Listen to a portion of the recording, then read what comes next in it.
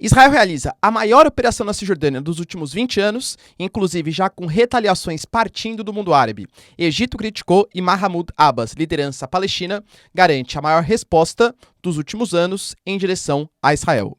Macron se envolve mais uma polêmica, agora por ter virado uma garrafa de bebida alcoólica. Como assim, professor? Como que isso é polêmica, né? Vamos discutir no vídeo.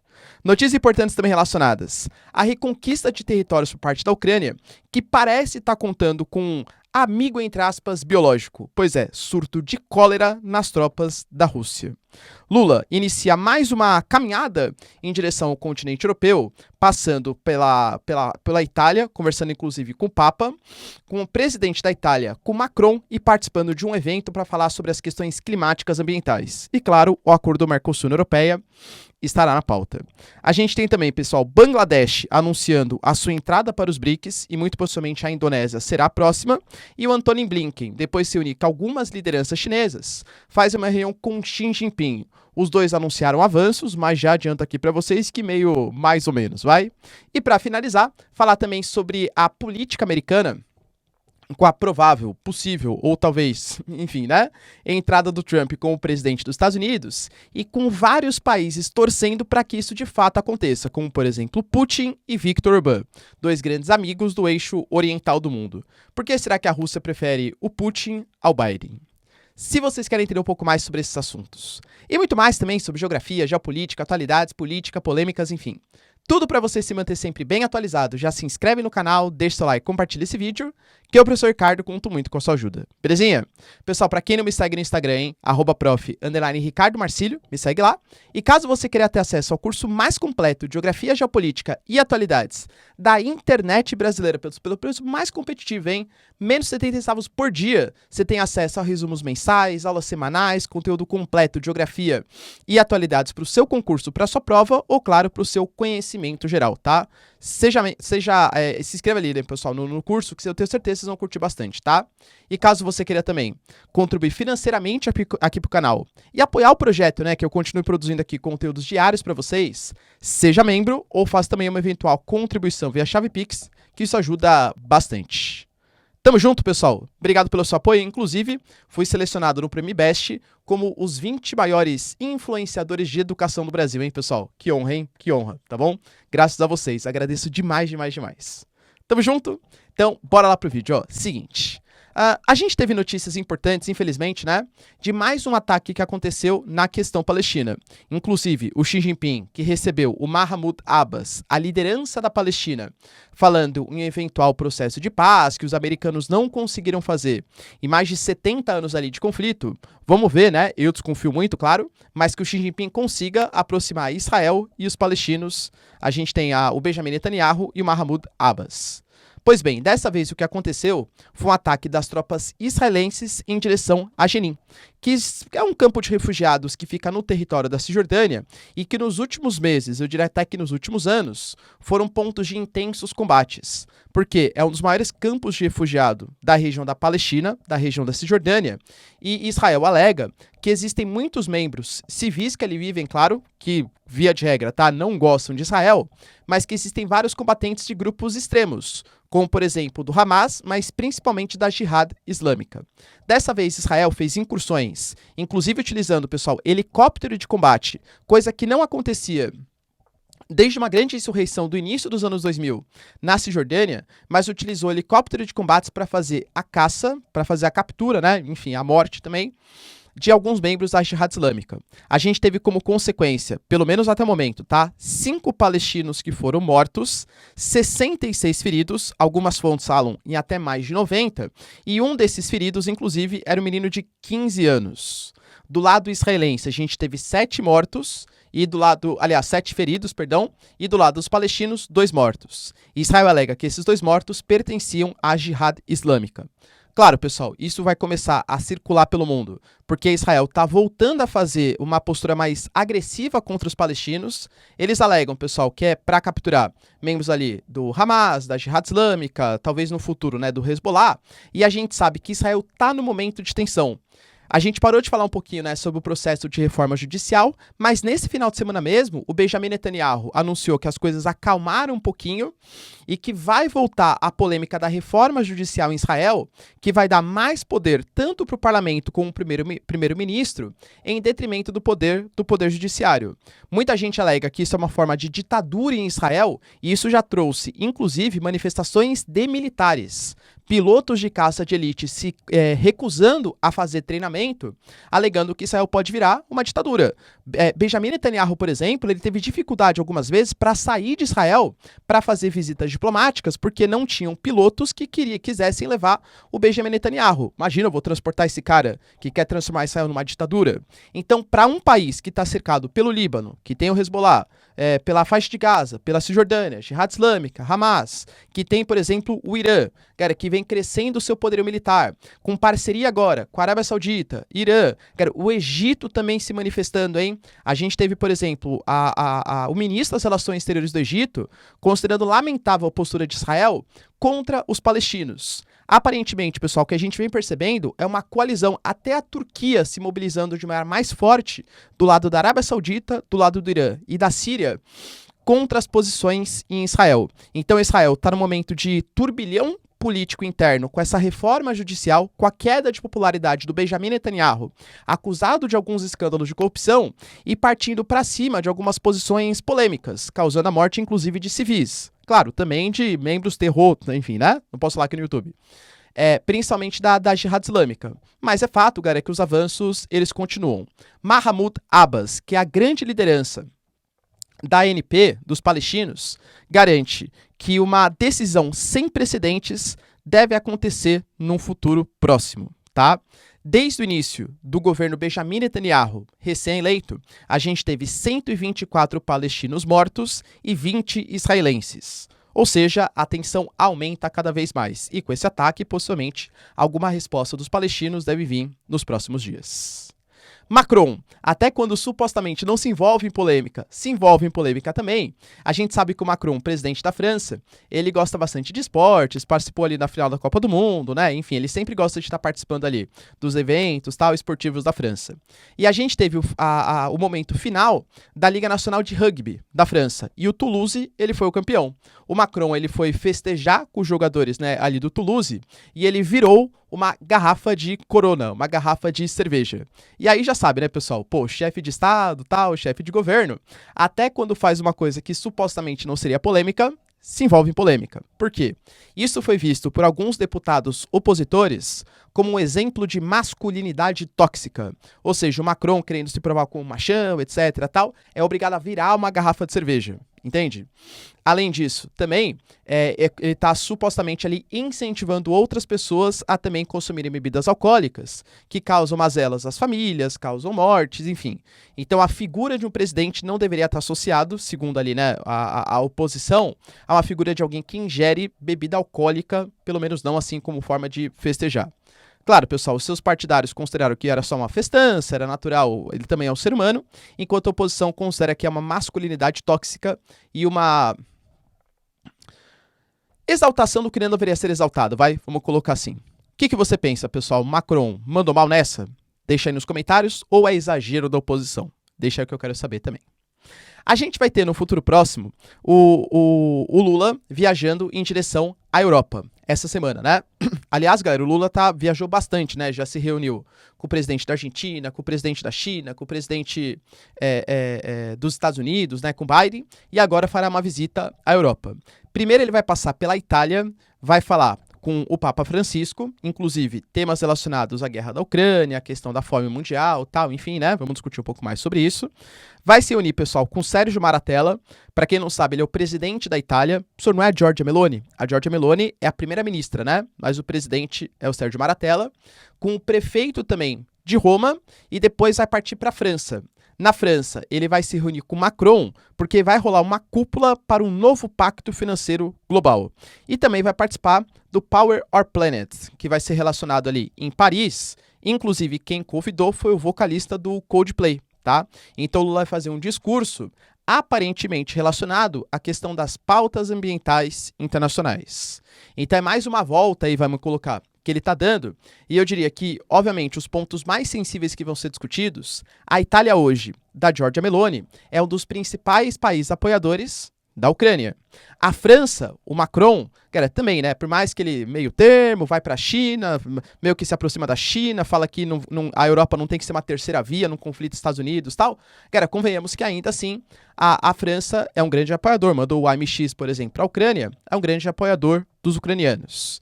Então, pontos sensíveis serão discutidos, principalmente da guerra Rússia e Ucrânia, e também, claro, das pautas ambientais. Lembrando que a Ursula von der Leyen, ela veio semana passada para o Brasil e ela prometeu que até o final do ano o acordo Mercosul-União Europeia será finalizado, porém, ao mesmo tempo, o parlamento francês aprovou uma moção de desaprovação ao acordo Mercosul-União Europeia, alegando, pessoal, que o Brasil e o Mercosul como um todo, tá, tem que ter algumas leis vinculantes. Ou seja, se poluir mais do que pode, sobretaxa alguns produtos. Se não respeitar o Acordo de Paris, sobretaxa alguns produtos.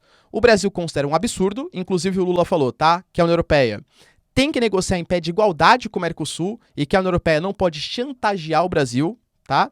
E o Brasil fazendo essa reunião com a França, inclusive participando de uma convenção pelo clima e tal, cara, muito possivelmente vai tentar mostrar para o Macron ou mostrar para os franceses que o acordo Mercosul-União Europeia ele não tem que ter como condicionante o aumento da preservação ambiental ou uma redução dos impactos ambientais, tá? De novo, acho difícil que isso aconteça, porque o setor primário francês ele é muito forte. Ele tem um lobby muito forte do governo e esse setor primário ele quer que sobretaxe os produtos brasileiros, porque os nossos produtos são bastante competitivos e a gente poderia quebrar os agricultores locais, tá?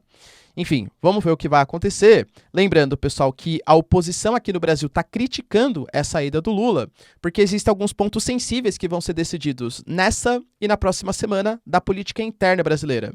Por exemplo, muito possivelmente a votação no Senado do arcabouço fiscal, que vai definir as regras fiscais do Brasil nos próximos anos. A questão, por exemplo, da sabatina do Cristiano Zanin, que vai ser indicado pelo Lula, né, para ser o futuro ministro aí do STF. E também a questão sensível da Daniela Carneiro, que é a ministra do Turismo, que pode ser trocada ou não, de acordo com algumas conveniências ali, tanto judiciais como também políticas. E aí, pessoal, como será que vai ser essa reunião? O Lula falou que não vai deixar ninguém chantagear o Brasil. A Ucrânia anuncia a retomada de 8 territórios, no território de Zaporísia, principalmente, com alguns avanços tímidos, mas avanços que, segundo o Ministério da Defesa da Ucrânia, está acontecendo. Que nem eu sempre falo, né? Informação do Ministério da Defesa da Ucrânia. A Rússia não se pronunciou sobre esses avanços.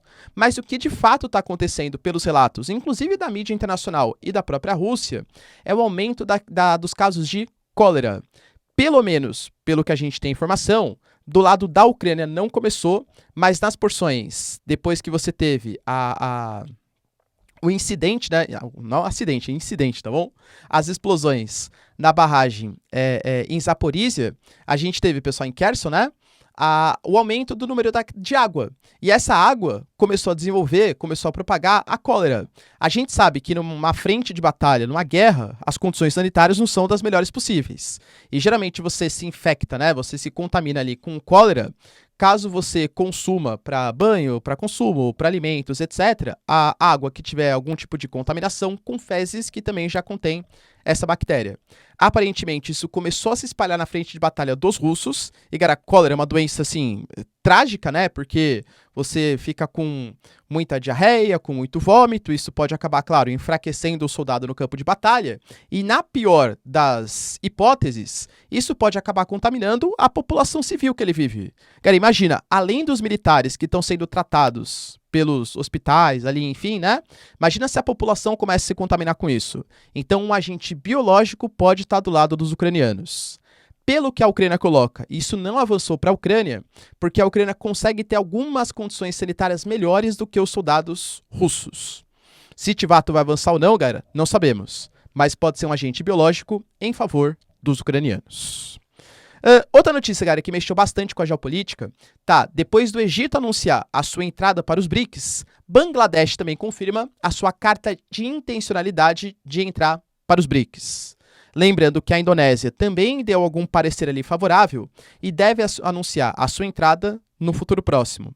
Vale lembrar, pessoal, que a reunião que vai acontecer em agosto na África do Sul, pelo menos por enquanto, tá? Tá se cogitando talvez mudar para a China, porque a África do Sul é signatária do TPI e o Putin talvez venha presencialmente para a reunião. E aí, supostamente, né? Pô, se o Putin entrar na África do Sul e a África do Sul é signatária do Tribunal Penal Internacional, o Putin hoje é conhecido como um criminoso de guerra. Então a África do Sul deveria convocar a Interpol e prender o Putin. Duvido muito, tá? Que de fato o Ramaphosa vá fazer isso. Então pode ser que ou a África do Sul aceite e ignore, né, que existe o TPI, ou que a reunião seja feita online pelo Putin, ou que simplesmente vá para a China, que não aceita, não respeita, né, o Tribunal Penal Internacional. Essa reunião deve falar sobre a desdolarização da economia e a entrada de novos membros, como, por exemplo, Bangladesh, Indonésia, Egito, Argentina, entre outros. Cogitam-se 19 novos membros. Notícias importantes também relacionadas, como eu falei para vocês, a viagem, pessoal, de um membro de alto escalão dos Estados Unidos, que é o Antony Blinken, à China. Esse evento não acontecia desde o início do governo Biden. É fato, tá? E ele ia acontecer essa visita, ela acabou não acontecendo por conta do incidente com o balão. Talvez vocês se lembrem, né? Os balões espiões, balão meteorológico, enfim, né? A gente via que os americanos tinham uma postura e o Biden mudou completamente essa postura agora, tá?